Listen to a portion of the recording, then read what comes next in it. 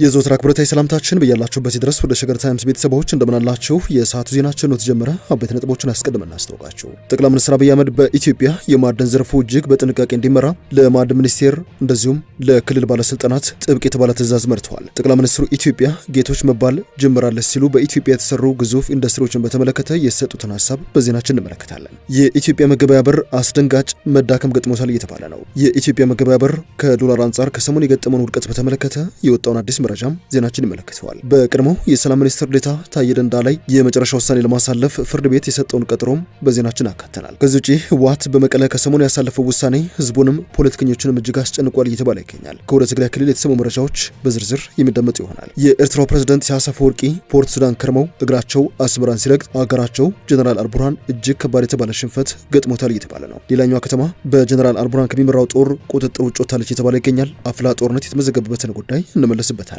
እንደተለመደው እየሰማችሁን አብራችሁን ቆዩ። የቻናላችን የዘወትር አክብሮታዊ ግብዣ ነው። ወደ ቀዳሚ ጉዳያችን እናምራ።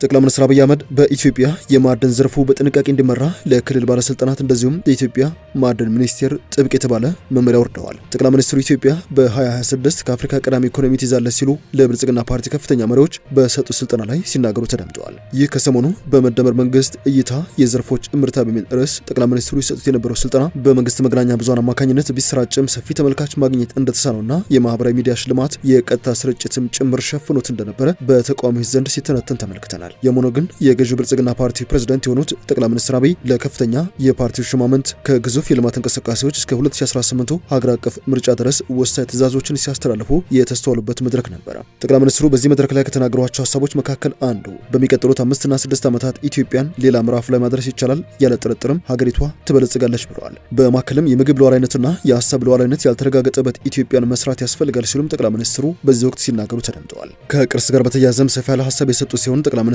ባለፉት 3 ወራት ብቻ 10,000 የሳውዲ ዜጎች የውጭ ሎጅን ስለመጎብኘታቸው ለፓርቲው አመራር ሲናገሩም ተደምጠዋል። ቅርሶችን ወደ ገንዘብ ለመቀየር ደግሞ ቅርስ ብቻ መኖሩ በቂ ባለመሆኑ ለዚህ የሚሆን አገልግሎትና ሰላም ያስፈልጋል ያሉት ጠቅላይ ሚኒስትሩ አሁን ላይ በርካታ መስህቦች ቢኖሩም ማረፊያዎች የሉንም፣ ይህንን ማድረግ ካልቻለን ውጤት ማምጣትም አይቻልም ሲሉ አስገንዝበዋል። ጠቅላይ ሚኒስትር አብይ በኢትዮጵያ የተገነቡ ፋብሪካዎችን ለአብነት ያክል የሲሚንቶ ፋብሪካ ግዙፉና በጅምር ያለው በሶማሌ ክልል እንደሚገነባ የተነገረለትና 3 ቢሊዮን ዶላር ይፈጃል የተባለለት የማዳበሪያ ፋብሪካ፣ በደብረ ብርሃን አካባቢ ስራ የጀመረው የመስታወት ማምረቻ ፋብሪካ እንደዚሁም የፈሳሽ ጋዝ ምርትን በመጥቀስ እነዚህ ኢትዮጵያ ምሰሶ የልማት አውታሮች ናቸው ብለዋል። እነዚህ ደግሞ የውጭ ምንዛሬ ፍላጎታችንን ይገለብጡታል ሲሉ ነው የተደመጡት። ጠቅላይ ሚኒስትሩ ያሉት የማዕድን ዘርፉ በቅድ መምራት እንዳለበት ለማዕድን ሚኒስቴር ለክልሎችም ባስተላለፉት ጥብቅ የተባለ መመሪያ ነው። ጠቅላይ ሚኒስትሩ ማዕድን ሚኒስቴርም ሆነ ክልሎች ጥንቃቄ ማድረግ ያለባቸው ፈቃድ ስትሰጡ ፈቃዱ የተሰጠው ለሚገባቸው አካላት ነው የሚለው ነው በማለት በጥንቃቄ አቅም ያለውን አጥንተን እንደዚሁም ለይተን መስጠት አለብን። በዚህ መንገድ ብልጽግናችንን ለማስፈንጠር ዘርፉን ልንጠቀምበት እንችላለን ሲሉ ጠቅላይ ሚኒስትሩ፣ ካልሆነ ግን ነገሮች ይበላሻሉ ሲሉ ነው ማሳሰቢያ የሰጡት።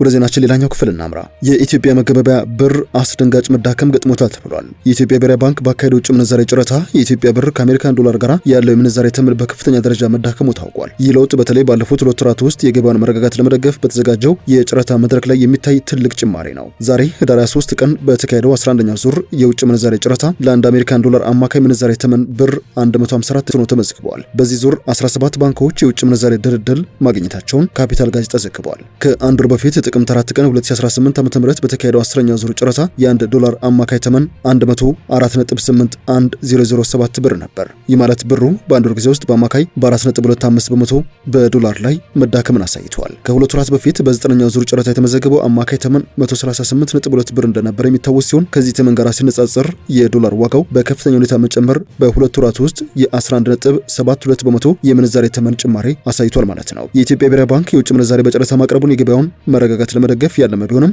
የብር ተመን ፈጣን መዳከም ግን የገንዘብ ገበያው ምን ያክል ፈጣን ለውጥ እያስተናገደ እንደሆነ የሚያሳይ ስለመሆኑ ተጠቁሟል። የጥቁር ገበያ በበኩሉ በ180 ብር አካባቢ 1 ዶላር እየመነዘረ ሲሆን የብርን በተከታታይ ያሽቆለቆለ የመጣ የመግዛት አቅም እያሳየ ነው። ይህ ብቻ አይደለም። በ15 ወራት ውስጥ ብቻ የታየው የብር የመግዛት አቅም ማሽቆልቆል በኢትዮጵያ ታሪክ ግዙፉ ስለመሆኑ ከሰሞኑ በአዲስ ስታንዳርድ ድረገጽ ላይ የሰፈረ ትንታኔ ያሳያል። ለዚህ ደግሞ ከዚህ ቀደም በምንዛሬ ተመን ላይ ለውጥ የተደረገባቸውን ጊዜያት ለአብነት የጠቀሰው ጽሑፉ ኢትዮጵያ በፈረንጆቹ 1992፣ 2010፣ የ2018 እና 2019 የምንዛሬ ተመን ማሻሻያ አድርጋ ነበር። በ1992 የብር መግዛት አቅም የቀነሰው በ142% ነበረ። ከዚያ በኋላ ሶስቱ ጊዜያት ከ50 በመቶ ያልበለጠ ልዩነት ነበረ የተመዘገበባቸው። ዘገባው በእርግጥ የውጭ ምንዛሬ ለውጡ ገበያ በር መሆኑ ያመጣቸው አዎንታዊ ለውጦች እንዳሉ በመጥቀስ የቡናና የኤክስፖርትን መጠን መጨመር ከዚህ ባለፈ ደግሞ የኢትዮጵያ ብሔራዊ ባንክ የውጭ ምንዛሬ ክምችትን በከፍተኛ መጠን እየጨመረ መምጣት በአዎንታዊ ለውጡ መዝግቦት ነበር።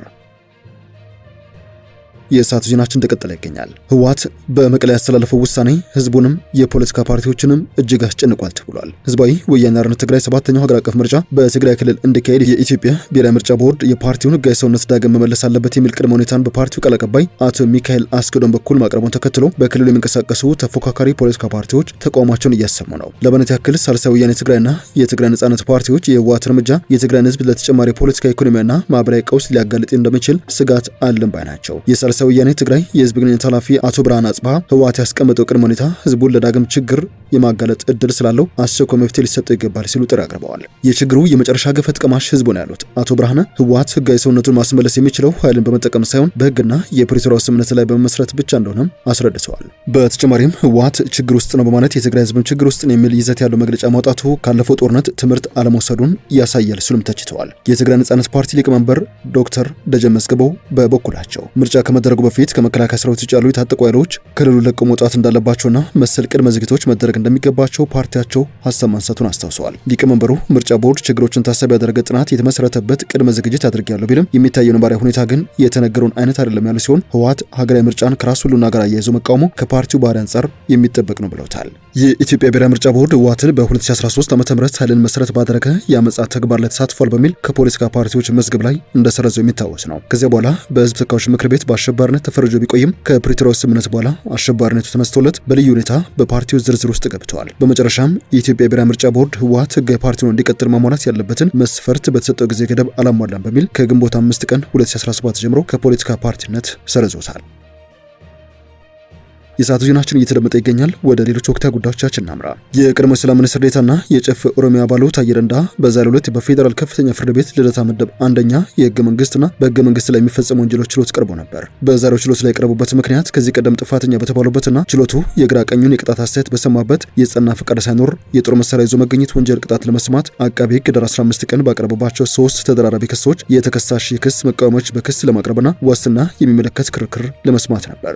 ለዛሬ በተቀጠለው የቅጣት ውሳኔ መሰረት ችሎቱ በታዬ ደንደአ በኩል የቀረቡትን የቅጣት አስተያየቶች በተለይም የጤናቸው ምክንያት በማስረጃ የቀረበበት ባለመሆኑ ውሳኔው ከመሰማቱ በፊት የቅጣት ማቅረቢያዎችን እንዲያቀርቡና የቅጣት ውሳኔ ለመስጠት ለህዳር 26 ቀን ተለዋጭ ቀጠሮ መስጠቱ ይታወሳል። ጠበቃቸው አበራ ንጉስ በዛሬው ውለው አቶ ታዬ ደንደአ በጠበቃቸው በኩል የዋስትና መብት ይፈቀድልኝ ጥያቄ በችሎቱ በማቅረባቸው ዋስትናን በተመለከተ ሰፊ ህግና የፍሬ ነገር ክርክር ስለማድረጋቸው አስታውቀዋል። በዚህም በጠበቃቸው በኩል ያቀረቧቸውን የክስ መቃወሞች ችሎቱ ተቀብሎ ለአቃቤ ህግ እንዲደርሱ በማድረግ በቀረቡት የክስ መቃወሞች ላይ አስተያየታቸውን በጽሁፍ እንዲያቀርቡ ተለዋጭ ቀጠሮ ለታህሳስ 8 2018 ተሰጥቷቸዋል። በአቶ ታዬ በኩል የወንጀል ስነ ስርዓትና የሰበር ውሳኔዎች በዋቢነት በመጥቀስ ዋስትና እንዲፈቀድላቸው በመከራከሪያነት ያቀረቡ ሲሆን አቃቤ ህግም የዋስትና መብት ጥያቄያቸውን ውድቅ እንዲሆን በመቃወም ክርክር ያደረጉ ስለመሆኑ ጠበቃው አብራርተዋል።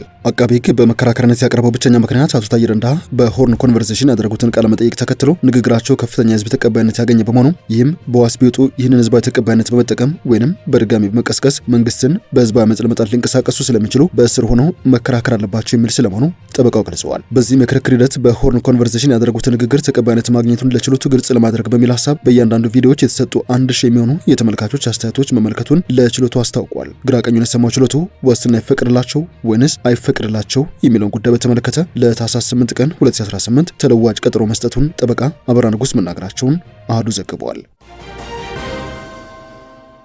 Right now, the RSF released videos, released statements saying that they are inside the base, showing their presence inside the base. The army says that the battles are ongoing, that they have their fighters still inside the city of Baba Nusa fighting the paramilitary rapid support forces. But what we can definitely confirm is that when it comes to the army headquarters itself, the RSF has taken control of that. Now it's quite significant because Baba Nusa, while being a small town, it is in West Kordofan, and that means that the RSF has solidified its control over the West Kordofan region. ሌላኛዋ ከተማ በፈጥኖ ደራሽ ኃይሎች ቁጥጥር ስር ገብታለች። ኢሳያስ አስመራን ሲረግጡ ድጋፍ ለማድረግ ወደ ግዛታቸው በመኪና ጭምር ሄደውባቸው የነበሩት አገራቸው ከባድ ሽንፈት አጋጥሟቸዋል ተብሏል። በጀነራል ሐምዳን ዳጋሎ የሚመራው የሱዳን ፈጥኖ ደራሽ ድጋፍ ሰጪ ኃይል የምዕራብ ኮርዶፋን ከተማ ባቡኑሳን ሙሉ በሙሉ እንደተቆጣጠረ እየተሰማ ይገኛል። ይህ የሱዳን ብሔራዊ ጦር ከኮርዶፋ ግዛት ሙሉ በሙሉ የተሰናበተበት የመጨረሻው የጦር አውድማ ነው ተብሎ እየተገለጸ ይገኛል። ያም ሆኖ ግን በጀነራል አብደል ፈታህ አልቡርሃን የሚመራው ብሔራዊ ጦሩ ባቡኑሳ በፈጥኖ ደራሽ ኃይሎች እጅ አልገባችም፣ መረጃው ሐሰት ነው ሲል ዛሬ ባወጣው መግለጫ አስተባብሏል። የፈጥኖ ደራሽ ኃይሉ ባለፈው ወር ምዕራብ ሱዳን ሙሉ በሙሉ መቆጣጠሩን የገለጸ ሲሆን የዳርፉር የመግቢያ በር ናት የምትባለውን ባቡኑሳን ተቆጣጠሪያለሁ ማለቱ ደግሞ ትልቅ ወታደራዊ ውጤት ተደርጎ ተወስዶ ነበር። በትላንትናው ዕለት በፈጥኖ ደራሽ በኩል የተለቀቁት ተንቀሳቃሽ ምስሎች ተዋጊዎቹ በባቡኑሳ የሚገኙ ወታደራዊ ሰፈርን ከሳምንታት ከበባ በኋላ ሲቆጣጠሩ ያሳያሉ። ብሔራዊ ጦሩ ግን አሁንም እየተዋጋው ይገኛለሁ፣ ባቡኑሳ በፈጥኖ ደራሽ ኃይሎች እጅ አልገባችም ሲል እየሞገተ ነው። ባለፉት ወራት ፈጥኖ ደራሽ ኃይሉ ወደ ዳርፉር እንደ መግቢያ በር የሆነችውን ባቡኑሳን ጨምሮ ፈጥኖ ደራሹ ባለፉት ወራት ተቆጣጥሮት የነበረውን መላውን ምዕራብ ሱዳን ሙሉ በሙሉ መቆጣጠሩ ተገልጾ ነበር። አርኤስኤፍ በከተማው ላይ አዲስ ጥቃት መፈጸሙንም የቡድኑ ቃል አቀባይ ተናግረዋል። አልጀዚራ ከወደ ካርቱም ያሰራጨው ዘገባ እንደሚያሳየው ከሆነ ጦርነቱ እንደቀጠለ ይገኛል። ተዋጊዎቻቸው አሁንም በከተማው ውስጥ ናቸው፣ ነገር ግን በእርግጠኝነት ማረጋገጥ የምንችለው የጦር ሰፈሩን አርኤስኤፍ ተቆጣጥሮት ይገኛል ሲል ይፋ አድርጓል። የሱዳኑ ፈጥኖ ደራሽ ኃይል የባቡኑሳን ቁጥጥር ካጠናከረ በምዕራብ ኮርዶፋ ክልል ላይ ያለውን ቁጥጥር ያጠናክራል። በዚህም የምዕራባዊ የአገሪቱ ክፍል ዋና ዋና መንገዶችን መያዝ ያስችለዋል። የሱዳን ጦር ወደ ዳርፉር ክፍል ወይንም ወደ ሌሎች የኮርዶፋ አካባቢዎች ለመድረስ በባቡኑሳ በኩል ማለፍ አለበት። ስለዚህ ከተማውን ማጣት የዳርፉርን ግዛት መልሶ ለማግኘት የበለጠ ፈታኝ ያደርጓል የተባለው። ይህ በእንዲህ እንዳለ ጀነራል አልቡርሃን የፈጥኖ ደራሽ ሚሊሻዎች እንዲፈርሱ የማያደርግ የሰላም ጥረት ከሆነ ለድርድር አንቀመጥም ሲሉ ይፋ አድርገዋል። ከሰሞኑ ወታደራዊም ፖለቲካዊ ምክርና ድጋፍ ለመስጠት 1000 የሚጠጋ ኪሎ ሜትር በመኪና ተጉዘው ፖርት ሱዳን የነበሩት የኤርትራው ፕሬዝዳንት ኢሳያስ አፈወርቂ በትናንትናው ዕለት ወደ አስመራ መመለሳቸውን የሀገሪቱ ማስታወቂያ ሚኒስቴር ከመሸ ይፋ አድርጎ ነበር። ኢሳያስ አፈወርቂ በመኪና ፖርት ሱዳን ድረስ ይህን ሁሉ ኪሎ ሜትር አቋርጠው የሄዱት ከሱዳን ብሔራዊ ጦር አዛዥ ወይንም ከሱዳን ሉዓላዊ ብሔራዊ ሽግግር ምክር ቤት ፕሬዝዳንት የሆኑት ሌተና ጀነራል አብደል ፈታህ አልቡርሃን ጋር በወቅታዊ ጉዳዮች ዙሪያ ውይይት ለማድረግ ስለመሆኑ ሚኒስትሩ አስታውቋል። ውይይት የሚካሄደው ጦርነት ሊቆም የሚችልበትን መንገድ ለመቀየስ፣ የሁለትዮሽ ግንኙነታቸው ለማጠናከር እንደዚሁም በሱዳን ቀውስ እጃቸው ስላለበት ሀገራት ለመነጋገር እንደሆነም በዚህ ጽሑፍ አስታውቋል። የኤርትራው ፕሬዝዳንት ኢሳያስ አፈወርቂ የጉብኝታቸው ዓላማ የኤርትራን በሱዳን አንድነትና ሉዓላዊነት ላይ ያላትን በጽኑ መርህ ላይ የተመሰረተ አቋም እንደገና ማረጋገጥ ስለፈለጉ ከዚህ ባለፈ የሀገሪቱን አንድነትና የግዛት አንድነት ለማረጋገጥ ኃላፊነቱን ከሚሸከመው የሱዳን ሕዝብና የሱዳን ሉዓላዊ ሽግግር ምክር ቤት ጎን ለመቆም መሆኑን በድጋሚ ተናግሯል ብሏል ሚኒስቴሩ። ወደ ሸገር ታይምስ ቤተሰቦች የሰዓቱ ዜናችን አበቃ። ስላደመጣችሁን አመሰግንን። በያላችሁበት ሰናይ ጊዜ።